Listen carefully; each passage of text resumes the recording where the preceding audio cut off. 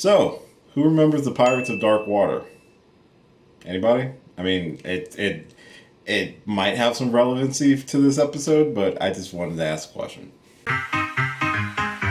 Ladies and gentlemen.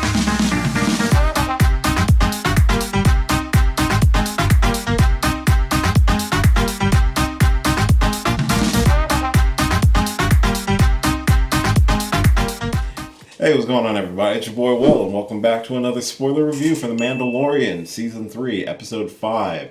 I believe the title is The Pirate? I don't remember. It's been a few days since I watched the episode.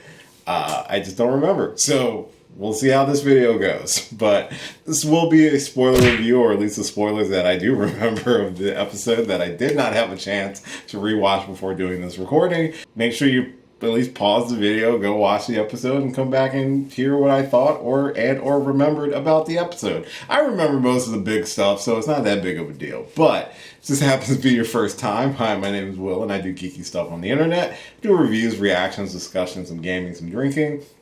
I'm usually structured a little bit better. It is at this point of recording 1:05 in the morning as I am recording this on a Friday night and we'll just go just the shit that happens. So welcome aboard. If you actually do enjoy this video and you'd like to hear it from a Geeky Bear's perspective, please subscribe to the channel. It would really help me out. I would really appreciate it. So let's talk about the little over halfway point of the third season of The Mandalorian, entitled The Pirate, which I believe is the title of the episode. This episode, it does have some like major moments in it. There's some cameos, there's some returning characters, and there's actually some story progression that happens in this episode, even though I think we only have 3 more episodes left of the season, but we finally got kind of an idea of what this season is really going to be about. The season has felt very, very interesting, unlike the first 2 seasons. The first 2 seasons definitely had a linear structure to it and knew exactly where it was going for its end game, whereas I felt like this season, they're kind of trying different things, and now they're just getting to, I guess, what the plot of Season 3 is really about. It feels like a midway point between Season 2 and Season 4. Which is how seasons work. So, we're back with Din, we're back with the Mandalorians, we're back with Grogu, we're back with Bo-Katan. But while they're all there doing their thing, back on Navarro, High Magistrate Greef Karga has to deal with the return of the pirates, led by Goran Shard. I think I said the name right. The big plant-looking thing that we saw in episode 1? Where Mando had the brief encounter with the pirates and took off. So apparently they're back. They're super mad. They decide to start attacking Navarro, which it's hard to tell. Is Navarro the city or the planet? My son, the planet or me? Yes!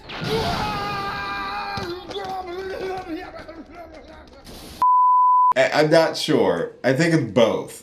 Correct me if I'm wrong in the comments. They start attacking Navarro, so he reaches out to Carson Teva, who was the rebel pilot. He is the one that let Mando go earlier and tried to recruit what's her name, who's no longer in the universe apparently, for the New Republic and the Outer Rim territories. So he's contacted by Greef in order to try to get some help from the New Republic, and he ends up going to Coruscant to plead the case to try to get some support for Navarro in their time of need. This is also where we get another Rebels cameo, because Rebels is starting to pop up in live action more and more, especially with the Ahsoka series. We got Zeb, who was the big purple alien-looking creature from the Rebels crew. He makes a cameo in like the weird base cantina that the New Republic people are hanging out in. So it's cool to see him, and it's also cool that they got Steve Blum, who did the voice of Zeb in the animated series, to do the voice of the live-action version of Zeb. So I thought that was a really cool nod. If you don't know who Steve Blum is, you've probably seen some animated series, rather Western culture or anime, that has his voice in it. He is most notably remembered for playing Spike Spiegel from Cowboy Bebop, not the live action version, but the animated one. It was cool to hear his voice again, but when Carson goes to Coruscant to try to get help, we start seeing more and more of the issues that the New Republic has now. More bureaucratic and, a few shades less oppressive than what the Empire was, but it doesn't seem like a lot's getting done. There's a lot of backlog. We also see Elia Kane, I think is her name. I know it's probably not, but that's the one I'm going with at this time of night. So, but she's there, still getting her hands into everything. She's definitely a double agent of some kind.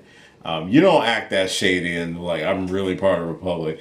We can also tell that Carson still is not a fan of a lot of these rehabilitated Imperial people being a part of the New Republic in like certain positions. So he definitely doesn't trust how things are going and is definitely not happy with the response from the New Republic. So he has to go find Mando to try to relay the message so that he can help his friend. That's the biggest thing he's trying to do. It is a little bit of a tense situation. Mando kind of de-escalates it when he shows up at the Mandalorian homestead, because now they're going to try to have to go find someplace else to hide. But this is also kind of a theme of the episode too, is where it's really about the Mandalorians now trying to make their place in the galaxy again. They've been hiding since the Purge, and they really need to start living in the light a little bit more and reunite their people. And that becomes very important, especially for Bo-Katan's character in this episode and for the remainder of the season with her mission that she has now after the episode. He relays a message to Mando, which is cool. And he's able to convince the other Mandalorians to go help. So we get a really cool aerial dogfight with Mando and Bo-Katan distracting the pirates while the other Mandalorians go on foot to try to clear out the pirates who have taken over Navarro. We get some cool action pieces within this. We get to see the Mandalorians working as a unit. A lot of these newer Mandalorians haven't really seen a lot of combat, so it's actually sort of their first real mission, and it's cool to see how they've been able to become the heroes of Navarro, basically. So they're able to clear out pretty much everybody. They're able to take down the pirates. They kill off Gore and Shard. That one pirate who started all the ish in episode 1, he takes off. He bails on the rest of his crew. But it was really more so two things. One, it was Mando helping out Grief, helping out a friend, because that is one of his friends, it's his boy.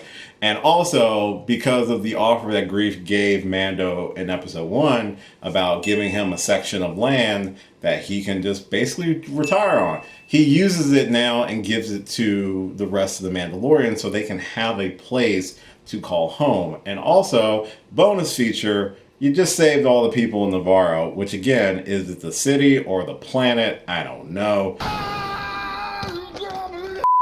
You saved all the people, you're heroes, and now they have an opportunity to build a community, build a life on Navarro, to really kind of plan out what they're going to do next, which we get more information once the Armorer and Bo-Katan have a lovely little heart-to-heart, and she tells Bo-Katan to take off her helmet, which is the biggest contradiction that this woman has done, which again kind of feels like red flag, but they kind of spin it off like maybe she's starting to loosen the hell up. Hopefully. I thought she was going to take her helmet off as well, but no. But once she takes her helmet off, she, it's not like a big deal. It's not like a double cross or anything like that. She tells Bo-Katan that she is the one who can unite the people. With or without the Darksaber, she is the one who can walk in both worlds, meaning she has spent her time following the way, keeping her helmet on, respecting the culture, respecting everything, but also how she can bring in all the wayward Mandalorians throughout the galaxy. And that's now Bo-Katan's mission. That seems to be what they're going to focus on for the next 3 episodes. And it seems like kind of a cool ending, but we do get a stinger with Carson Teva traveling through the galaxy, comes up on a former Imperial shuttle now used by the New Republic to transport prisoners. This happens to be the shuttle that was earmarked to get Moff Gideon to the trial. Remember, they talked about it in previous episode, that Moff Gideon's shuttle, he never made it to trial, and stuff like that. People thought he escaped. And we see that the entire crew is dead, Moff Gideon is missing. But the biggest little teaser at the end of the episode was that when he does a scan of the ship, he finds some remnants of Beskar alloy or metal inside the shuttle, which immediately leads him to think that Moff Gideon was taken by the Mandalorians. Was it a rogue faction? Was it this group of Mandalorians? Who knows? I feel like it's a plan. It's meant to put the New Republic on the trail of the Mandalorians and put them at odds, which is probably going to cause more tension and probably going to cause them to go back into hiding a little bit more, which is going to kind of suck. I think it's meant to get them off the trail of what happened to Moff Gideon. So I'm assuming Gideon is alive. I don't think the Mandalorians technically took him. Watch me be proven wrong in 2 episodes. That's where the episode ends. So this episode honestly gave us direction. Previous episode or 2 was still kind of just like touching base on other characters and setting up a lot of stuff that we have already kind of seen in future projects or projects that are coming, like the Ahsoka series. But this one has really kind of got back on track of what the rest of the season is going to be. The Mandalorians they have a place now on Navarro that they can kind of do their own thing. And they can also still provide support, I guess, for citizens of Navarro, since they're kind of heroes now. And now that Bo-Katan has this mission of gathering the rest of the Mandalorians who are scattered across the galaxy to unite them all as one and to take back Mandalore, as the armorer so eloquently put it towards the end of the episode, that they are going to take back Mandalore. I think a lot of this change of heart with the armorer came from Bo-Katan telling her about her experience in the living waters, seeing the mythosaur still be alive, and how that's like a sign of major change that's about to happen, probably is what caused this change in her and allowing her to see things slightly differently. Is she going to take her helmet off? Probably not. But I don't think she's going to be as rigid about it, which is good character growth. It's very good character growth. Title of the series, The Mandalorian. It definitely feels more plural now than it ever has before.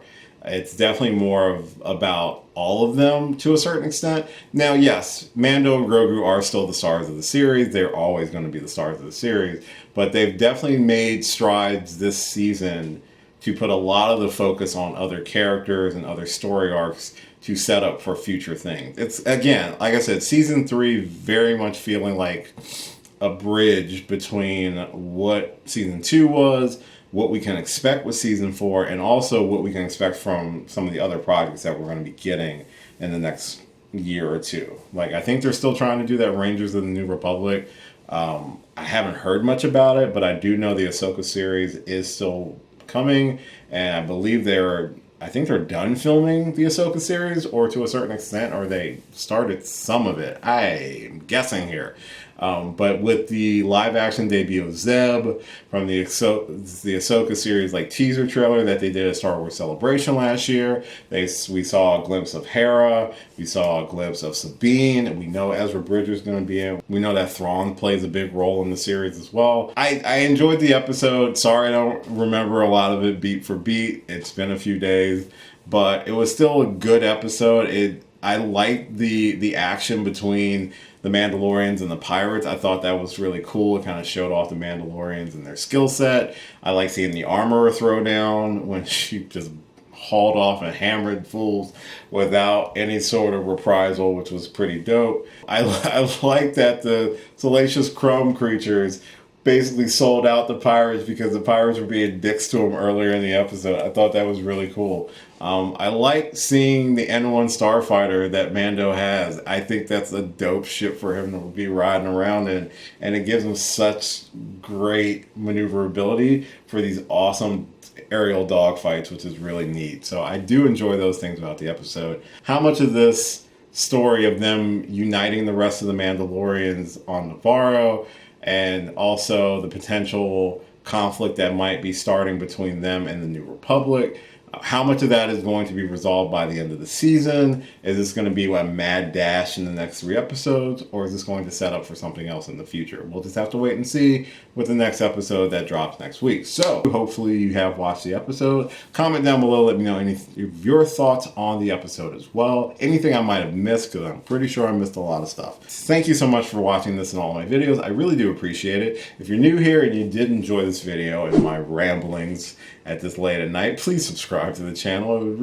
really help me out, and I would really greatly appreciate it. You can follow me on a lot of different social media platforms listed at the end of this video. I do have a ton of videos on this channel you are more than welcome to check out. I am going to be seeing Dungeons and Dragons Honor Among Thieves tomorrow, so I will be doing a review for it afterward, and I hopefully get that posted by like Monday or Tuesday. Hope to have this video posted before the end of the weekend. Hope to have the drinking video posted sometime before the end of this month. I am sorry it's taken this long for me to get that video out. I am trying to do better, but it's going to be a busy month for me work-wise, so I'm going to try my best. So don't hold me to it, but I'm going to try.